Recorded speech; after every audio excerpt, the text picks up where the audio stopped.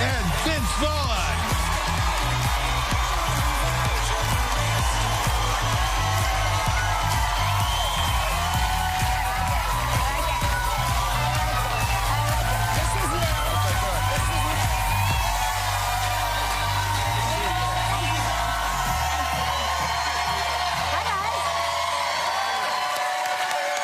So good to see you. Good to see you.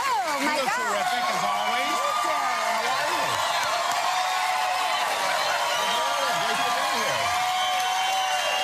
Pretty nice. Well, you are such a joy to watch every day. It's so fun to get a chance to sit here with Oh, you. you It's good are to see so you. nice, Nice guys. to see you. Vince Vaughn, the movie star, is with us. What's happening? How are you doing? I'm doing terrific. I mean, you've got 2 little babies now. I got these 2 little ones. Oh, They're fantastic. And yours are getting big. Mine are big. One is having a college experience. He's having a college experience. He sure is. But it's like, I was reading my show notes last night, catching up on my Vince Vaughn. And when I read that your kids are 3 and 5 already, I started in my mind trying to freeze your kids in my mind because it goes so fast and you don't believe it when they're little. It's true. You know, when you're in that kind of 3 months phase, you're like, how do I hit fast forward through this? Yeah, how do I'm I get exhausted. through? I'm so tired. And then you do miss it once you're kind of past it. Yeah, you really do miss But it's amazing to think, you know, and it becomes a timeline for friends and people you know. By how many years their kids are, it becomes kind of a way to gauge just how much time has gone. Yes, it's so true. Now, you miss not having? I do. Yeah. No, it's our constant conversation because I always say, we should have had one more. Sure. We should have had one more. And he's like, we should have had one less. We are constantly in this. And how old is your youngest? My youngest is almost 14. Oh, wow. Yeah. That's good, right? Yeah. That's a good spread. No, but it's like, it's really sad. It's hard. It's really, really sad. But, you know, you have so many other great things to look forward to. Yeah, I guess, like marriage and then death, I guess. Right. Being optimistic is always a fantastic thing. That's great. But you know what I did last night? Nothing says a morning show like marriage and death. That's right. That's right. I thought of you last night. I turned on that Cubs game. My girlfriend Liza came over and turned on the Cubs game. And I was like, because I wanted to gauge, like, what will your emotional state be? And because I know Vaughn comes in unshaven, real downer. Yeah, no, it was exciting. And you stayed up late to watch it. I stayed up late to watch it. Good for you. Yeah. So, how do you feel? I feel very excited. Do you feel like they're going to take it? You know, what is your prediction? It's one game at a time. I'm optimistic. I'm a Cubs fan, so I'm excited to be here. But, you know, I really do think they have a great chance. It's, you know, being down 3-1 to be in this moment is exciting, and it's fun. It'll be a great game to watch. I'm excited for the Cubs, and I'm rooting for them. And didn't you just sing recently at... if you want to call it singing, I did. I Yul Brynner'd my way through the song. I sang it, yes. Yeah, and it was Take Me Out to the Ball Game? It was Take Me Out to the Ball Game, that's correct. The 7th-inning stretch. That was fun to do. It's always fun to be a part of it. But when I sang, it was a little difficult because we were losing that day. Right. And you're supposed to rally the troops. Yeah. And when you're down 7-1, it is a very difficult rally. Really? Yes, it's difficult. But it was great to be. But it's still like, I feel like Chicago fans are so hopeful, right? I mean, for a long time. Yeah, for a long time. We've had a lot of hope. I mean, there has to be some sort of world record for how hopeful the Cubs fans are. No, it is. It's been over 100 years since we've won a championship. The hopeful is one word for it. Yeah. But the good news is that we're here. And on the other side, the Indians have had a very long drought, so it's exciting for them. I said I feel good about this one, no matter which way it falls. Well, I will be on the other side of that. Right. But I understand the feeling on both sides. I was happy for you. Seriously. Thank you. Yeah, it was exciting to think that they're even in the finals. They haven't done that in my lifetime, so that's been fun. Yeah. I know. Oh my gosh, they haven't done it in your life. No, they have never been this far. So that's exciting. You know, we got to do something. We did this show a while back in Chicago, and we got to run around the bases at the stadium, and it was really And I had never seen. You know, I've known Gelman a long time, and Gelman is like, you know, he was born a grown-up. I mean, I believe that he was probably born a full adult. And, okay, I'm here. Here's the rules. Yeah, right? I'm here. I'm the rule maker, and I'm the grown-up. And I watched him, and it was really sweet. Like, I still get emotional thinking about it. I watched him run around the bases, and for the first time ever, I saw little boy Gelman. ever in my life. And I was like, oh my gosh, he looks so little. Like, he looks like a young guy running the bases. It brought out the kid side and some it really joy did. in him, And then it all went away afterwards. And then it went away. And then it was like, yo, get back in the bus, and we've got time, we got a schedule to keep. But at that moment, it was really sweet, and I'll never forget it. That's awesome. And it was such a beautiful moment, and the stadium is so beautiful. And so I'm so hopeful for them. Yeah, well, it's exciting. Everyone's involved and definitely excited. Listen, did your kids go trick-or-treating? Or are they too little? No, they do go trick-or-treating. And so what did you think about, because as a parent, and I addressed this the other day, as a parent, I don't believe that there should be Halloween on any day but a Friday or a Saturday. It's true.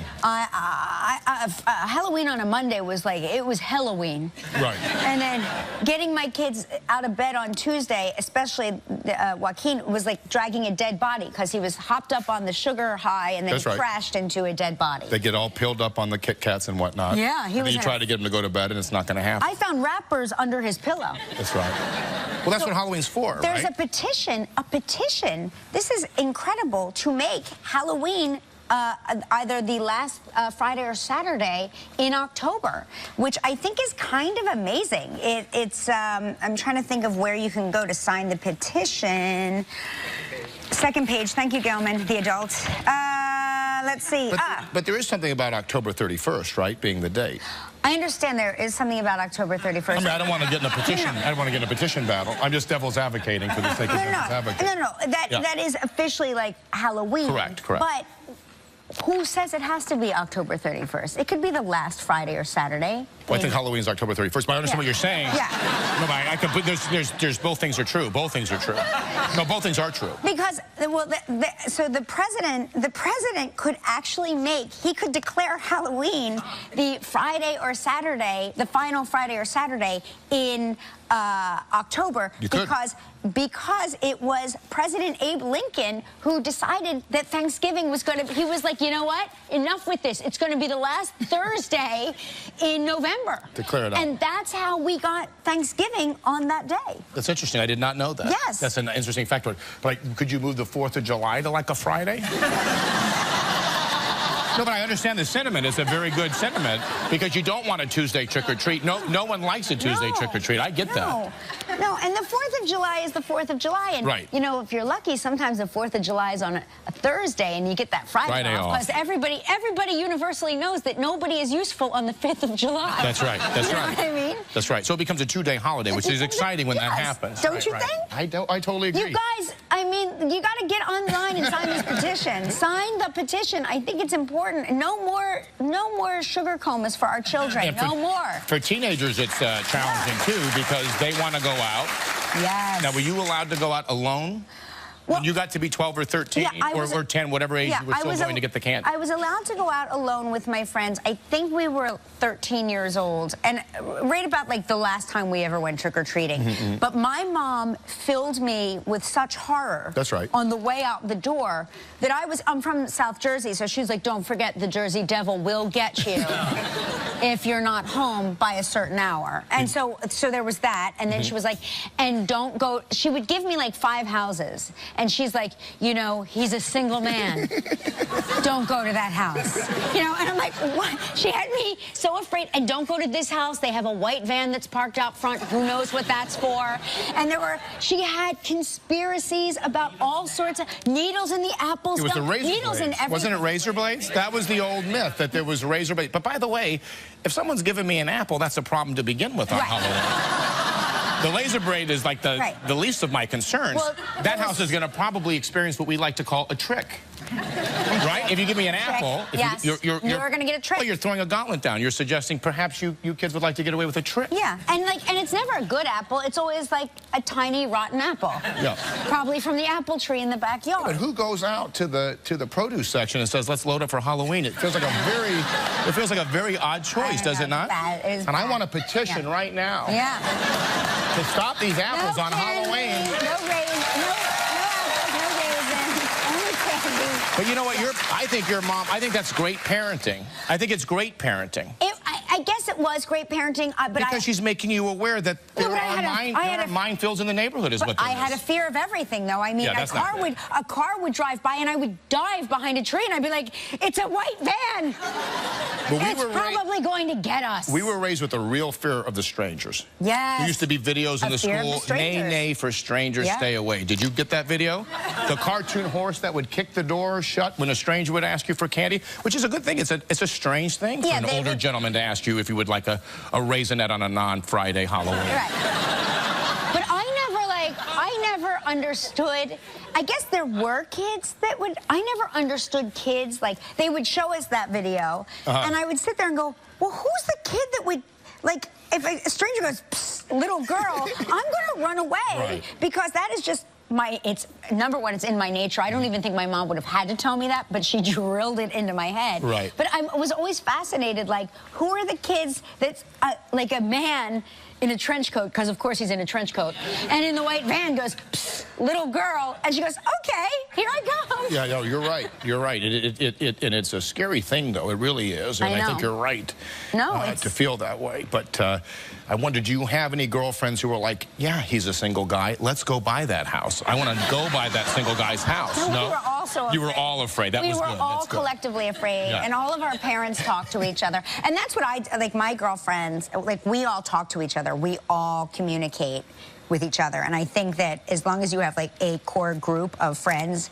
where all of the parents are on the same page, you can sort of get through the teenage years, you know, because everybody is like, I'm going to sleep over at so-and-so's house. And it's like, well, I'm going to call her mom. Why are you ruining my life? You know what I mean? Well, because that's my job as your mother, to ruin your life. Up until you're an adult. Did you get caught with a double call technique at any point? No, I would never. You never did that. Oh, Joe and Essie didn't play around. They didn't play around. No. I mean, I'm afraid even, I mean, I'm probably going to get a phone call in 4 minutes.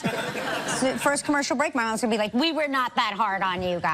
But it's good. The boundaries were there, and then when you pushed them, they were already kind of in tight anyway. It turned out terrific. Yeah. And and with your kids, you give a little flexibility, or are you fairly similar with giving them? Mark and I are very similar. The map of the neighborhood. Yeah, we were very similar the way we were raised. Did the kids go out alone at 12 or 11?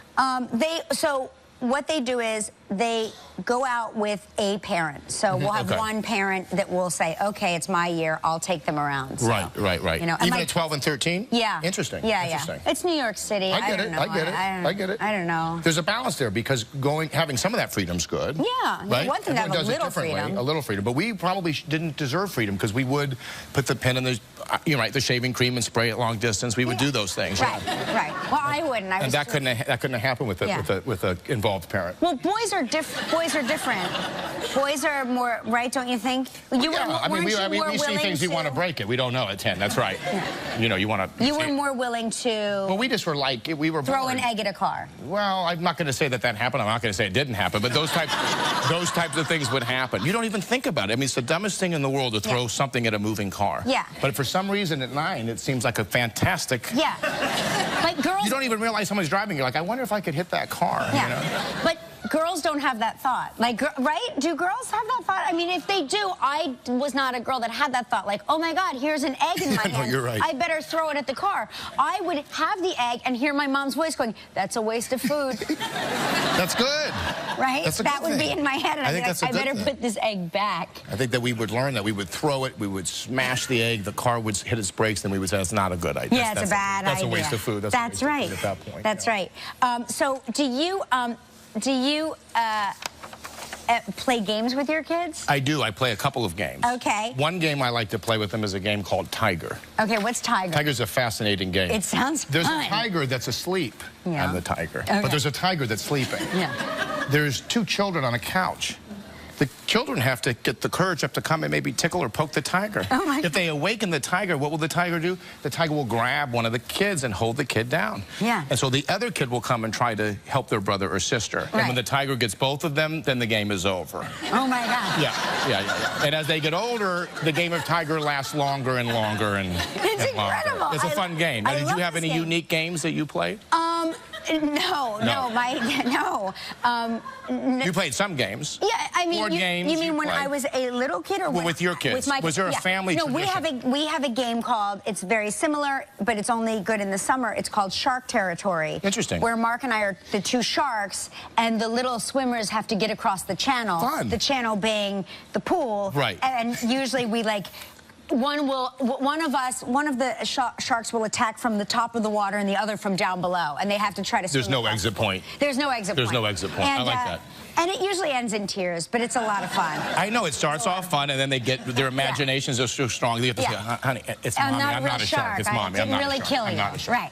But usually I kind of am a shark, but then no, I'm not really a shark. But they're saying there's a study here that so there are parents that let their kids win all the time. I don't know if you... Oh, no. No, right. Yeah, I know, we don't. I was like, when I was reading this, I was like, who lets their kids win all the time? But apparently there are parents that always let their kids win, and that is a recipe for disaster. You are setting your kids up for failure. They lose, like they have a false sense of confidence that could interfere with learning. And so my point is, don't forget to teach your kids that they are, in fact, losers. I don't think anyone understands it. No, but... Well, they do learn a little resiliency, don't they? Like if they have to try to get better, you try to do it in a nice way. You say, you know, if you try harder, maybe you'll win. But you keep moving that carrot. It's a cruel game, but it's a game. It's a game of good parenting, obviously, according to the experts. Yeah, no, they're saying that it's like you have to teach your kids to actually work hard and desire things. And does it say taunting is good to throw in, or just the winning is good? Or do you taunt them? You do taunt. We do taunt them. We still, like, we're so old-fashioned. We play punch buggy, and so we're in the car and we I'm so new-fashioned. I don't know what punch buggy is. Oh, where you see a Volkswagen Bug and you're like punch buggy green. And yeah, you know, right? Okay. I like that. So now my son gets so upset because I'll be like, green one, and he's like, that's not fair. You didn't announce it ahead of the punch. You punched first, and then you announced it. I was like, I'm up front, my rules, and he's like, that's not fair. And then, you know, we'll pass the same car on the way back, and I'm like, green one, and I punch him, and he's like, you double punched, you can't call the same. And then we'll mercilessly tease him. Yeah. Just like the more upset he gets, I don't know. It says maybe we're horrible parents. No. I don't know. No, I think there's some great growth opportunities in that. Yeah. Physical violence and changing the rules is always a recipe for a happy. Yeah. It's a fun game, though. You gotta play the game. Yeah. It's a good game. Don't like. If I were you, I wouldn't punch the 3- and 5-year-old with your full fist. Well, I'd love that I would just like do like a love. You start out with love taps. I'd love that video to get out. Yeah. Oh yeah. Just a nice swift one to the 5-year-old girl. That'd be great. Punch buggy. Hey, we got a big show today. Donnie Wahlberg is here. And Maggie from The Walking Dead. Cohan is also here, and watch this. Turn that on. Look at this, is exciting. Oh, is what this is really now exciting. I hit this. Yeah, you hit that, and then you're gonna. Are you ready? I'm ready. It's time for Takeoff Travel Trivia.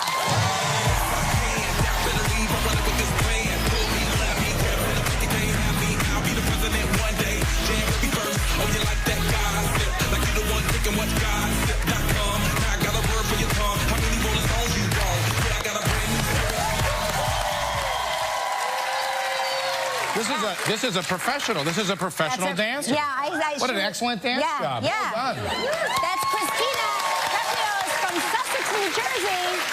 You know, 9 times out of 10, it will be a Jersey girl that will get up and dance. Yeah. Yep. Yeah. You did a fantastic job. Thank you. Very nice. Are you a professional? I pretend I am. Oh, I don't know. You just like did jazz hands. I was like, oh, maybe she is like a Broadway dancer. I would like to be. There you go. Maybe you'll get discovered today. Okay. Okay.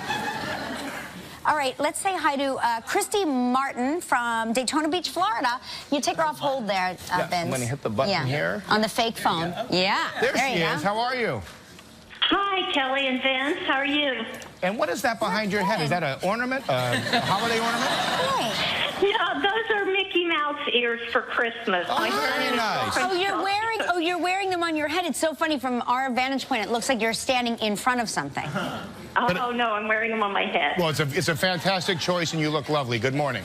Do you get to go to Disney World often? I haven't been often. My son and his friend Chelsea took me for Christmas last year, and she got me the ears, and I had to wear them to the park. That's so nice. That's very nice. Listen, we're going to spin the wheel and see what you're playing for, but I've got to tell you, Christy, 9 times out of 10, and I'm going to actually say 10 times out of 10, anybody from Florida wins a trip to Florida. So. Oh, great. Oh, that's fun. It is a great state. Great state. You would call that a staycation,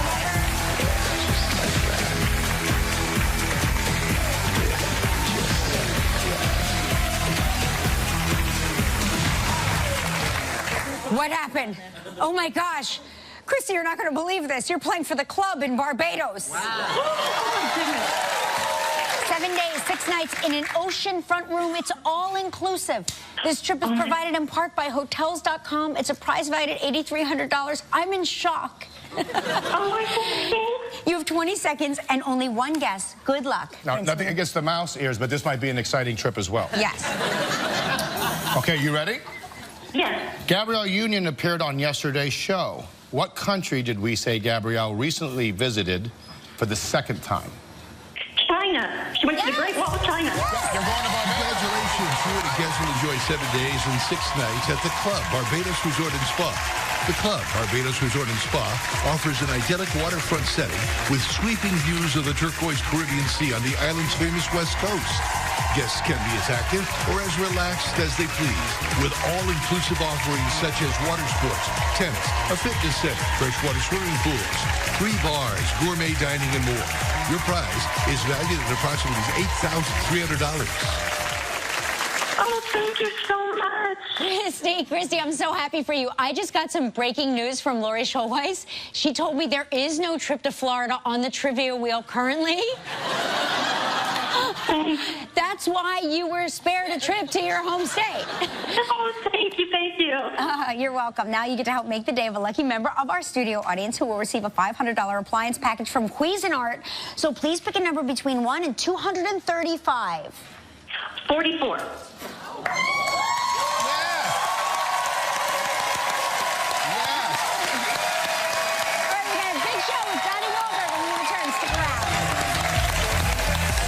Still ahead online from The Walking Dead, Lauren Cohan. We'll open up the inbox to hear your questions and comments.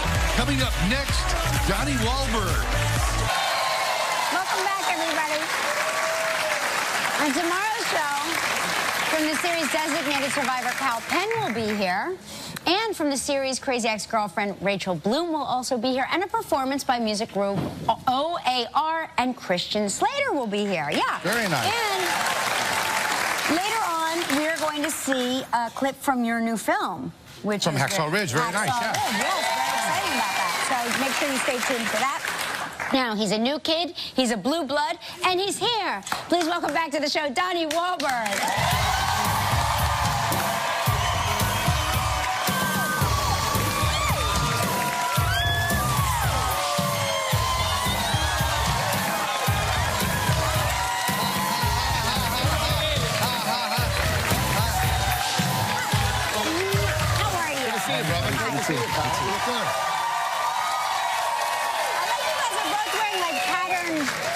Well, he looks You're very both sharp. He wearing looks patterned terrific. suits. I like it very much. This is the team right here. Yeah, I like it very Vince, much. he's looking very regal and maybe even presidential. Very nice. He's a running mate. I got to sharpen up my dress backstage. Listen, I would vote for both of you, as Thank a matter you. of fact. How are you? How are you guys doing? Great. How's Jenny? Jenny's great. Her birthday was yesterday. Oh my gosh! Oh, happy birthday. Yeah. Jenny! She turned 40 again. She turned 40 again. We both have this thing. I've been 47 times. Oh my God! She's now turned 40 a couple of times. Yeah. Very nice. Can't really say exactly how many. It doesn't matter. 40 is 40. Yeah. Eternally 40. Yeah. Maybe when we get to 50, we'll change that. But I like being 40 forever. Yeah. And you guys are living in Chicago. We live outside of Chicago. Yes. Very nice. Yeah. Great. How long have you been? We got married 2 years ago, and you know, we were thinking where to live. We both work here. I do Blue Bloods here. Yeah. She does her Sirius XM show here, and so we were like, well, we should live in New York somewhere, and bada bada. And I said, you know, why don't we move to St. Charles, where she'd been living with her son for a few years, because we'd go visit all the time, and my son would come visit. My 15-year-old would come, and he fell in love with it. That's and I great. see how much her son loves it, and they have a regular life there. You know, in California, my son would sit in his room on a computer and, you know, never go outside. It was like a play date once a month, if possible. Versus meeting kids in the neighborhood. And this is like, this is, you know, this suburban life in Illinois. I mean, these kids are out running around and playing and, you know, making piles of leaves and jumping them and doing things that I did as a kid. And it's really refreshing and wonderful. Yeah. And it makes it easier for you, too, because they kind of get out of the house and can play and gives you guys some time. I mean, and it's just great to see them have a regular childhood. I mean, you know, we got to be careful of killer clowns and all this crazy stuff that goes on nowadays. But it's really fun. And you know, a lot of kids don't get a chance to have normal childhoods anymore. So you're giving them a little gift. For me and her to find that for our kids, it's really special. That's terrific. And you're a big Red Sox fan. Like, so are you two okay together on the same? Yeah, great. Right, okay. Cubs fans and Red Sox fans have a kindred spirit because we both have the burden of a curse.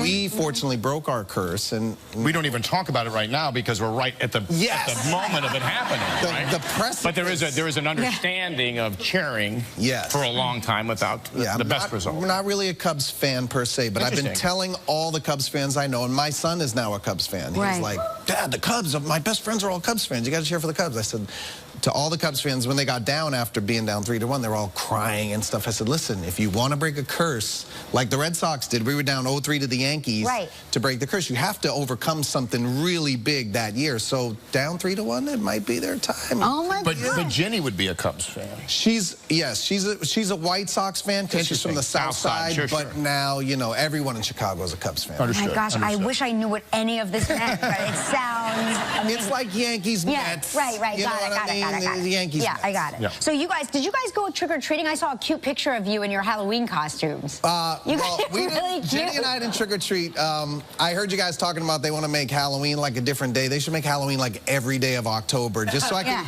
watch my wife dress up 31 times. She's really cute. It's a very attractive couple. Very attractive couple. Well, we did my band does a cruise every year, and we did a Halloween party, and my wife was like, I want to be Minnie Mouse. I said, well, okay, I guess I'll be Mickey. But that's fun. That sounds like a lot of fun. It was fun, and we and the kids, of course, went trick-or-treating too. Again, one of the joys of where we live is, you know, they can actually trick-or-treat. Yeah, my gosh. And it's just, you know, it's just when Jenny actually made her son's costume, my stepson Evan, she like sewed the whole thing together. Oh yeah, I saw that, and I felt like such a bad mom. Oh my God, that's amazing. He's like, every year he's like, I want, last year he wanted to be this Five Nights at Freddy's, which is like this animatronic bear thing, and she's like, well, how am I going to buy that costume? They don't sell it anywhere. He was like, just make it, Mom. So she took up sewing and made it, and this year she had to make this wolf. That's really incredible. That's amazing. Listen, we have to take a commercial break, but we're going to find out about your connection to The Sopranos when we return. More with Donnie Wahlberg. Is that Steve Shariffa? It's like becoming The Sopranos this year. It was actually created by two of the writers from The Sopranos. Oh, no kidding. Yeah, Robin Green and Mitchell Burgess. But we have Steve Shariffa this year, and Michael Imperioli's been on the show a bunch. He's actually on this episode, too. So great. Yeah, it's like, you know, they're like, no chasing bad guys. You're going to go toe-to-toe with one of the mob guys from Sopranos. But they're all cops, which is funny because they're like, hey, forget about it. You're under arrest. They're all good guys now. Well, I'm always obsessed with your, you know, when you have your big dinner scene. I'm obsessed with food scenes in general because they're shot over the courses of so many takes and everybody has to have their coverage. What do you eat on your plate that you can eat over and over and over and over again? I do eat in every single dinner scene, usually vegetables. Which seems like a good idea because, you know, if you're eating a lot of steak or whatever, which we have like pot roast and things like that, that could be problematic. But if you eat a lot of broccoli or green beans, that could be a bigger problem. I learned that it's, a lot of gas is created.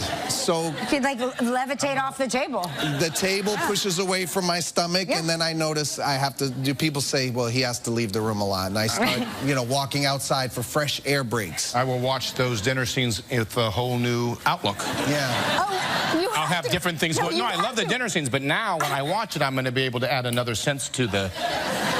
It's all I I do is pay attention to what you guys are eating because it's so funny. The first time we talked about it, I can't even remember how long. It was so many years ago. We talked about like those dinner scenes. I'm like 7 years on the air of the show. Right. I mean, it's amazing. So it's terrific. We love it. I'm so happy you're here. And it's Blue Bloods. It airs on Fridays at 10 p.m. on CBS. Make sure you check out Donnie, Wahlberg. Coming up next, Maggie from The Walking Dead. Cohan is here.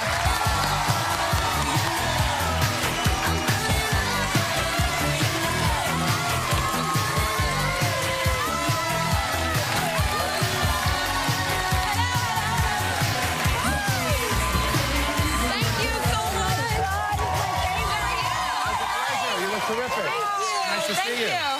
This is my absolute favorite color. Thank you very much. You look like an emerald. It's so pretty. Thank you. Yeah. Thank you. Hey, I'm so grateful that you're alive. Thank you. Yes. Touch and go there, right? Touch and go. Very touch and go. Did you know that you were going to survive? We had actually, we filmed everybody's ending, demise. So there was honestly like some thought sometime, well, if they change their mind, they have it on tape. Right. But no, we sort of knew like at the end of last season what was going to happen and had time to make our farewells and begin to cope with it. Yeah. I'm sure that's difficult because you guys are obviously probably very close. Oh, yeah. I mean, there might be one or two that you're like, good riddance, let's get you out of here. But for the most part, you've spent a lot of time with these people, right? Yeah, it's funny. I was thinking about it's like college, but it's twice. So it's been 7 years of us all being together. Yeah. You could be doctors by now. Yeah, we could. Yeah, right. We are. Yeah. We learn. Yeah, right. We learn. We're decapitation doctors. No, but the 2 people did die. We don't want to say who died because a lot of people, you know, we always get, somehow people get mad at us if we reveal things that have been exposed like years past. But some people are just enjoying and catching up. Yeah, although a lot of people have obviously loved the show, it's a huge hit, but there are those people that are catching up. Yeah, they're catching up. I remember seeing Kit Harington on a talk show and I just turned it off because I was like, I know what that means. Yeah, and I'm not caught up. And some people just watch on Netflix and they're very behind. So this is why we're being courteous. Now, you are from my neck of the woods, right? South Jersey. Yeah. Now, do you still have family there? My dad says hi. Oh, my gosh. Yeah, my dad doesn't know you, but my dad just feels like he always wants me to say hi because it's a tribe. Family. Yeah, it's a family. But the accent doesn't feel, to me, what do I know, exactly South Jersey. There's no part of New Jersey where this accent is. Yeah. Right. It feels more like fish and chips might be in order. Yeah, you were raised in Raised in England. So I moved to England when I was 13, which still is so confusing to so many people. So confusing on so many. It's a lovely accent. Yeah. It's a terrific accent. Yeah. Why didn't my parents do that? I mean, they were telling you where the white van was and to stay away. They had other things they were telling doing. me about that That's instead. right. We should have gone to England. Yeah, just for a couple years and then just beat it into you. Yeah. Put you back anywhere. I love it. Well, did you have a favorite spot in South Jersey? When we were kids, you know, you can go to... Well, you can't do anything when you're a kid, but we used to go to Ponzio's Diner, my friend and I. Of course. Yeah. Of course. Yeah. And you drink a lot of coffee at age 11, which is like, you know, you're already hyperactive. In South Jersey, parents give their kids coffee almost at like nursery school. Wake up. Yeah, wake up. You need coffee. Yeah. You need a coffee. So between the sugar and the coffee, you had a lot of alert kids that were... Yeah, getting...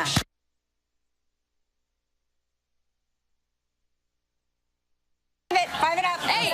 By the way, that wasn't you. That was the coffee speaking. Yes, That's what that exactly. was. I had too many. That's right. Find out how Lauren's been consoling a lot of fans on The Walking Dead. Stick around. Friday, I'm live. Beautiful. Thank you. Beautiful. Crazy. Don't make them go back. I know. Don't make anybody go back. I'm always fascinated when you when your character or any of the characters say, I need him, just leave me alone. I'm like, no, don't leave anybody alone ever, right? Yeah, totally. It's funny. We heard the end of this. Where we did The Talking Dead when we plugged the show and stuff, and I just heard the music from the end of the episode, and I was like, no. Right. Yeah. You have rabid fans, and deservingly so for the show. But do you ever have any kind of unexpected experiences with the fans? Because they get so connected to you guys, right? Yeah. People are very invested, and people also really know the characters so well. So I was in Urban Outfitters with my younger sister, and we got to the checkout, and the girl was so funny. She was like, you know who you look like? And I was like, I am. And she goes, whatever. And I was like, no, I am. She goes, you don't sound like her. You don't live in Arizona. You're not. like this, and she was so sassy about it. I was like, my daughter no, the checkout girl at Urban Outfitters? And I was like, okay, I'm not. And then I was like, but I have this machete and I can prove it. No, just kidding. Yeah. So you said that you weren't. You just said, I just gave up. I was like, I'm not fighting. Like, yeah. All right, fine, I'm not her. Yes, you are. No, seriously. Yeah, she was like... So how do you escape work? Like, how do you, because that is... yeah. I'm so traumatized every time I watch the show. It doesn't stop me from watching it, but I am so traumatized every episode. Yeah. How do you escape that? Because I would think that would get heavy. It's just, I mean, listen to music and sing really loud in the car and like scream sing when you drive home and exercise. And I have like a maniacal trainer. I mean, she trains me on Skype, and it's still the most scary. Is it Denai Guerrera's trainer also? Yes, I gave her to Denai. Yes, trainer. Okay. So AJ's so funny. It's trainer 3 Card Monty. Yeah, so she'll train me on Skype, and we have just all these great moves. And she says everything like a kindergarten teacher, but it's so torturous. Yeah. And so you're like, why am I doing it? Why am I doing it? And then I just like pretend that the computer fell or something, because if I'm not crying in the workout, I know it hasn't been a good workout. But what is the name? Is there a name of the workout? Correctology. Correctology. So Jesse, there's one way to do it. They're correcting your body. Yeah. Will you show us a move? Can you show us a move? If you will do it with me. Yeah. Okay. I'll do it with you. Yeah. I can try to show you. So we'll do... Okay. I'll be the trainer. I'll you have to do it. Watch. Okay. Yes. You can cry. So anyway, you do like chassé, lunge, and then you have to do it really quick. So you pretend you're holding a hand towel. That's what I'm doing. It's a hand towel I'm holding. Chassé, lunge. That's right. Chassé, lunge. And you just do that for 3.5 hours. No, I'm just kidding. I'd have to knock the computer to the side and hide it. I just did it. I feel it in my glutes in 3 seconds. Right? Yes. I see it. You guys. Unbelievable. You guys, try it in your seats. Try it in your seats. Unbelievable. This correctology. Listen. You know AJ. Yeah. The Walking Dead airs Sundays at 9 p.m. on AMC. Make sure you check out Cohan. She's still alive on The Walking Dead. Coming up next, we're going to take a look at Vince's new film when we come back. Hey, welcome back, everybody. I'm here with Vince Vaughn, of course, the star of the movie Hacksaw Ridge, which is the true story of a soldier who, this is really fascinating, he goes to war and saves 75 men without ever firing or even carrying a gun, a rifle, right? That's right. And so you play a sergeant in the film. Did you have to go into all of that combat training, and did you have to do a lot of yelling and screaming and all of that? Yeah, I went in very prepared, you know. It's Mel Gibson who did, you know, Braveheart and Apocalypto and Passions. He's just a tremendous storyteller, and I never heard of the story, but you're exactly right. He refused to carry a gun. He was a man of real faith and conviction, and what he did is just unbelievable. And he did it for, you know, it wasn't just one event where he showed heroism. He did it continually throughout the battle. So the true story, the characters were based on real people. The drill sergeant, you're preparing them for battle. Originally, you want him not in the military because it's an odd choice. Yeah, right. And then the truth was he ended up going over there, staying true to his convictions, and actually saving and helping all of the men. And he had a wonderful wife from back home that he was very close with and very tight with, who was kind of, you know, nervous about, obviously, that decision. But it's the kind of thing where truth is stranger than fiction. It's so incredible. It's actually like a miracle. I mean, when you think about it, I don't really even understand how it's possible, but it's a miracle. And I just want to show the audience a clip. In the scene, you're talking to the soldiers about the beliefs of one of your men, of course, and here's Hacksaw Ridge. Take a look. And Andrew Garfield is just tremendous in the movie, who plays Desmond Doss. He gives such a beautiful performance. He does such a terrific job. I like him so much. You two have like a very electric chemistry together. Yeah, he was very believable. Very terrific to work with, and yeah, a lot of fun to make the movie. Well, we look forward to seeing it. It's in theaters this Friday. Hacksaw Ridge. Make sure you check out Vince Vaughn and Hacksaw Ridge, and we'll be right back with the inbox. Stick around. If you guys know more about anything you see on live, log on to our website, livekelly.com. Welcome back to the inbox, everybody. Welcome back. Mary from Massachusetts said, my city in Massachusetts has been doing trick-or-treat on the Saturday before Halloween for years. Haverhill, Massachusetts is ahead of its time. We should all move there. This one here is from Laura Vickery, and she says, during Monopoly, my daughter, who was 5 at the time, announced, it is not family game night until someone cries. Oh my gosh, girl after my own heart. So she takes a page from the Don't Let Them Win book. Girl after my own heart. You know, on my Instagram page, I have a picture of me losing Pin the Tail on the Donkey, and I'm in a full breakdown. A full breakdown, because I lost Pin pin the tail on the donkey. Show me someone who's good at losing, pin the tail on the donkey, and I'll show you someone who's going to lose, pin the tail on the donkey. Exactly, you're right. Vera Carroll says, we played King of the Couch. My brother and I played it when we were little boys, and now I play it with my boys. King of the Couch. There you go. Hey, everybody.